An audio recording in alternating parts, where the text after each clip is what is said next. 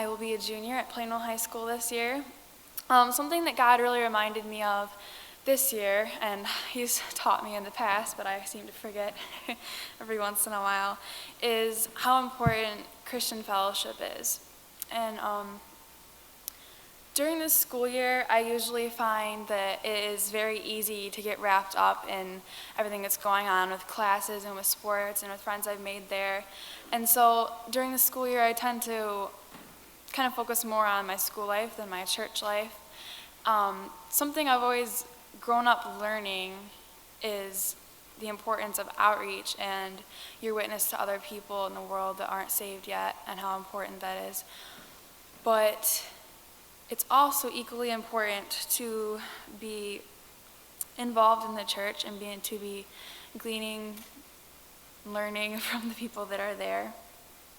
And so something that really was pointed out to me this summer was that I'd gotten kind of lazy with some of my friendships at church, that I wasn't actively reaching out to them or encouraging them, and the way I did with people at school.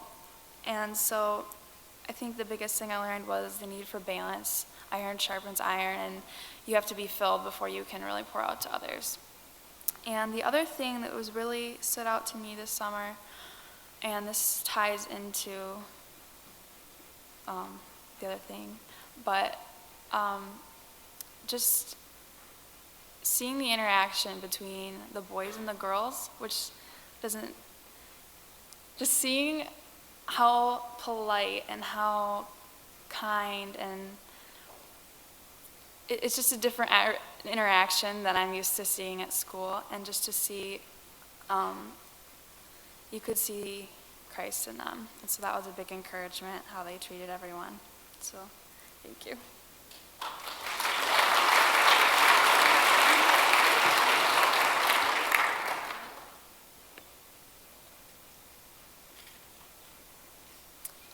Hello, I am Delaney Webb, and this spring I graduated. And in 2 days I will be leaving to start my college career in Ames, Iowa. And this summer has been influential for sure, but through graduation ceremonies and graduation parties, I've been able to reflect over my 18 years, and I realized just how much I've actually learned here at Berean. And certain items bring back these fond memories that may eventually fade in my life, but what they taught me and how they influenced me will never be able to change. Behind each item are people that, as I move on, I must take time to express my thankfulness to. So journey with me as I go through some of my favorite memories. Silly string, dirty plates, and homemade felt.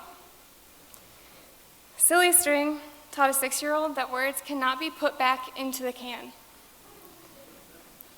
Dirty plates taught a 6-year-old purity, and that if anyone cleanses himself from what is dishonorable, he will be a vessel for honorable use, set apart as holy, useful to the master of the house, and ready for every good work. And purple felt taught a 6-year-old about Lydia, the seller of purple fabrics, in Acts 16. And then 13 years later, that 6-year-old stands in front of you today with fond and clear memories of each of those lessons. I wish I had time to tell you about all the valuable lessons I learned while I was in elementary school here at Berean, because there are so many more, and they each influence me in the way I live my life. And I wish I could adequately thank you, Heart Life leaders, Sunday school teachers, Awana leaders, for teaching me young, for bearing with the different challenges that come with teaching and preparing, and for caring so much about us kids. And as children's Sunday school teachers today, I remind you, don't be discouraged when the 6-year-old won't listen to you, because someone is listening and it could affect their life like it's affecting mine today. Hot chocolate, push-ups, and a request for cake. Thank you. Over hot chocolate, a middle school leader helped me process life.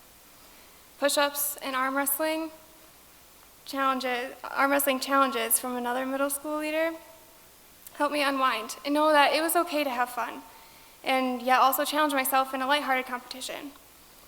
And the need for a cake sent a Heart Life leader asking me to work on a creation, allowing me to see my ability, find my passion, and serve the church in a unique way. Thank you to those who worked with me in middle school. We often looked at apologetics, the characteristics of God, and the foundations of the faith. You gave me a base, and there's no way I could be where I am without what you gave me during those years. And thank you for making a relationship with me and for investing time into me at a crucial point in my life. And thank you for encouraging me personally and for keeping up with me throughout the years. Middle school leaders, thank you for giving yourselves to me and to my friends. Please continue to use these small things that may seem like nothing, but actually mean a lot in the long run. A living room, a church card, and a plate of spaghetti. In the living room of a youth pastor's house, I ask questions, delve deeper into the word, and confirm that yes, this is what I believe. A church card and a passionate church team in Wilkes-Barre, Pennsylvania changed how I viewed everyday life and witnessing opportunities. And a plate of spaghetti reminds me that hundreds of people support me, our youth group, and furthered knowledge of Christ.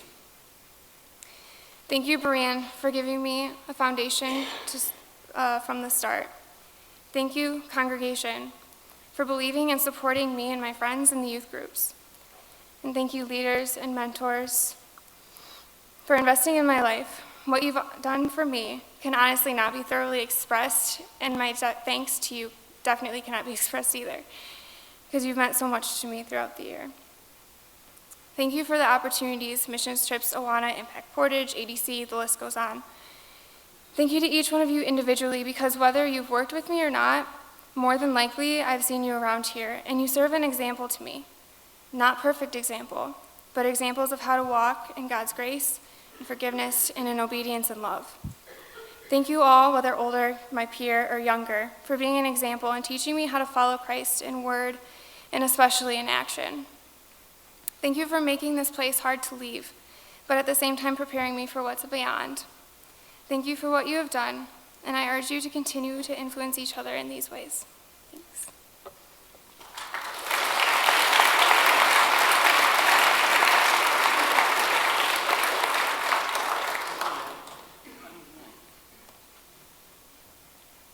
Hello, I am Cameron, son of the infamous Scott and Pam Ryder.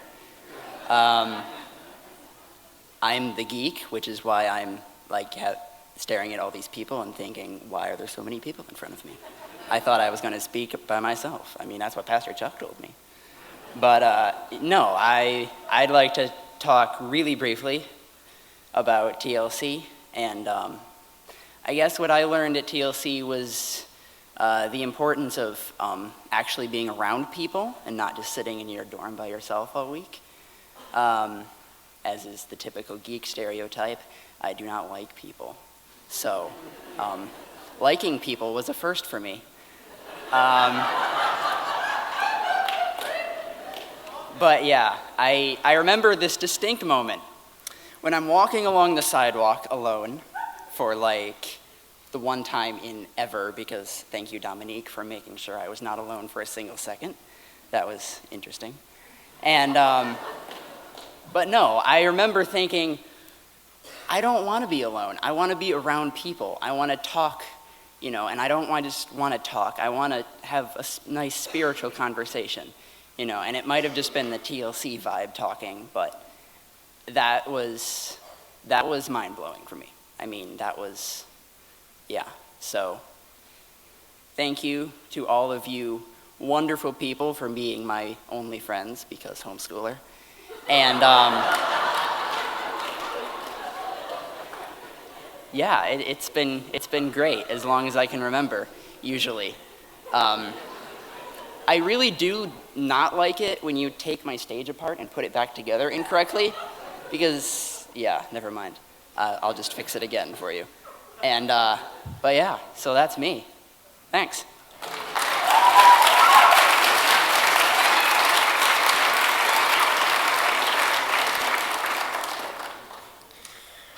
Well, before this all started, Pastor Chuck told us that he was ready to give us a 10-minute message, a 5-minute message, a 1-minute message, or a 30-second message. So I think we're probably in the 30-second area now. looking at the clock.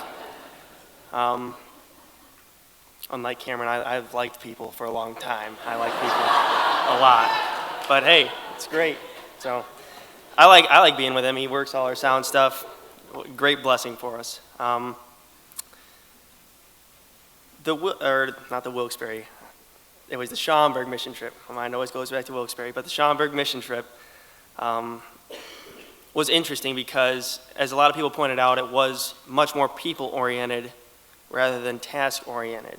And so in past missions trip, there's been a lot of physical labor, and that's what all of us guys like to do. We like to smash a wall or carry rocks up from a basement was one of the things we did before.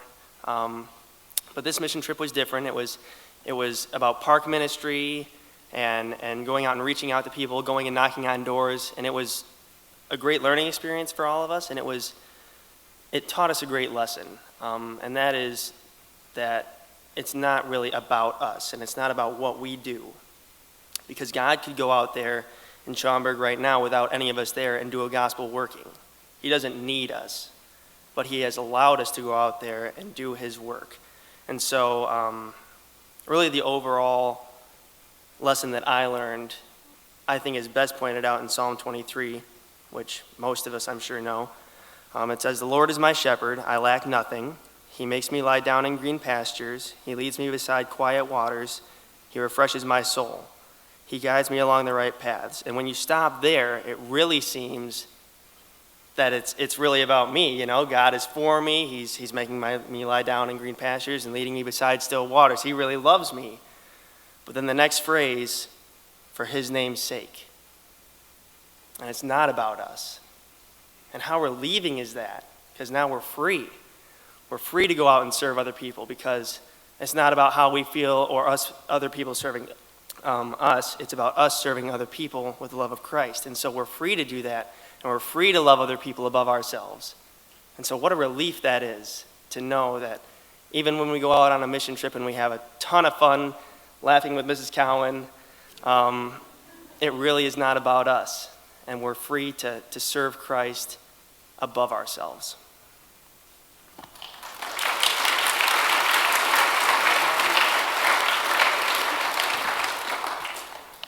Good morning. My name is Josh Ewell, and I'm going to be talking about my experience at TLC. First off, Colossians 3:16 says, "Let the word of Christ dwell in you richly, as you teach and admonish one another with all wisdom, as you sing psalms, hymns, and spiritual songs with gratitude in your hearts to God." So going into TLC, I hadn't really been growing a whole lot spiritually. I was reading my devotions, but it wasn't a daily basis, and I wasn't really making it a priority. When I did read it, I really wouldn't apply it to my life. So I wasn't going anywhere spiritually. I was living pretty spiritually dormant life. I also wasn't having really any spiritual conversations with any of my friends. We weren't engaging in trying to see how we were doing spiritually, if we were struggling with anything. So as I said, I was just being very spiritual dormant. Now this is my third year going to TLC, and if there's one thing you'll learn quickly at TLC is that God is going to challenge you spiritually. So I didn't know how he was going to challenge me, but I knew that it was going to come. And it was kind of funny because the first session we go in there, and it's all about, this week is all about spiritual growth, of course. So the speaker announced that they had changed the schedule, and we were going to have more time in the mornings for devotions. So every morning, a group of guys, we'd get up, we'd do our devotions, and then we'd get together, and PC would come with us, and we'd just talk about what we were learning in our devotions. And that was really cool just to see other people's takes on the same passages and to just hear what they had to say. Wednesday night, Dwight Peterson, who was our speaker, was talking about people in the Bible that pretended they were doing well spiritually when really they were struggling with sins and they just weren't growing. Now this session really spoke to me, so I knew I needed to go to my friends and talk to them and tell them how I was doing spiritually. And again, it was really cool because when I went up to my friends and started to talk to them, they were really open with me, and they also were really willing to have a spiritual conversation. So it was just neat to see how God, through that session, allowed us all to really grow closer together. And then coming out of TLC, I've really been more intentional with my spiritual life. As Colossians 3:16, which I read, said, I'm more committed to letting the word of Christ dwell in me richly. Several of us guys who went to TLC have set up a group where we can discuss what we're learning in our devotions.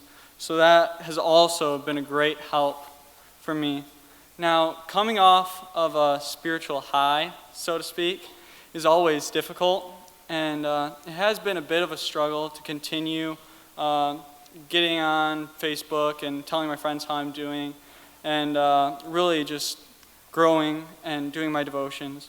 So I would ask all of you to pray for not only me, but the people who went to TLC, went on 8th grade trip, the missions trip, Action Day Camp, or even Impact Portage. That you just pray that we'd all follow through on the decisions that we made during those trips, and that we would continue to grow in our walk with Christ. Thank you.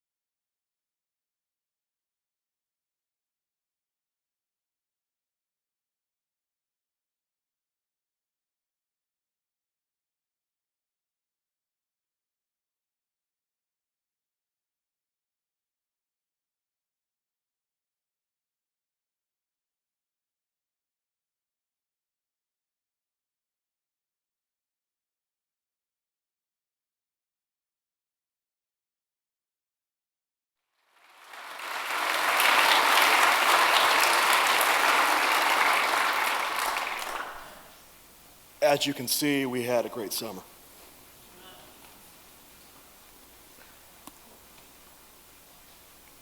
Parents,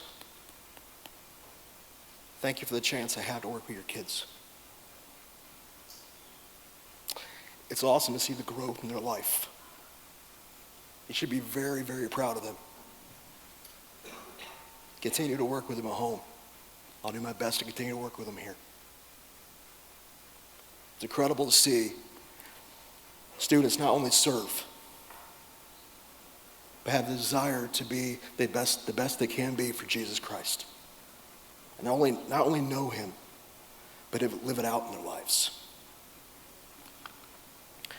Colossians 1, 9 and 10 says this: "For this reason, since the day we heard about you, the day we heard about how you have understood God's grace, as Paul says earlier in the chapter, we have not stopped praying for you and asking God to fill you with the knowledge of his will through all spiritual wisdom and understanding. And we pray this in order that you may live a life worthy of the Lord and may please him in every way." That is my prayer every single summer. And I ask you to pray for these students, like Josh said at the end, that they will make Christ real in their life. And they will live him out to this world. And they will live out that change. Seniors, it's going to be a little harder. You're going away from all of this. Some of you are really looking forward to that, let's be honest. But live out the change Jesus made in your life. Let him be your soul satisfaction. And live out the difference he makes in you. We've kind of made a tradition here at Berean on youth Sundays to have all the kids come up front so students aren't making their way. I saw some students walk in that are in 6th to 12th grade that weren't here during Sunday school to practice. Everybody knows this song. I encourage you to make your way up here too. You know who you are. I can say who you are, but I'm not going to make you do it, but I encourage you to come up. And just that we can sing this song together, How Great Is Our God. I ask that all of you stand up with us and thank God for who he is in our life, and thank God for what he's done this summer.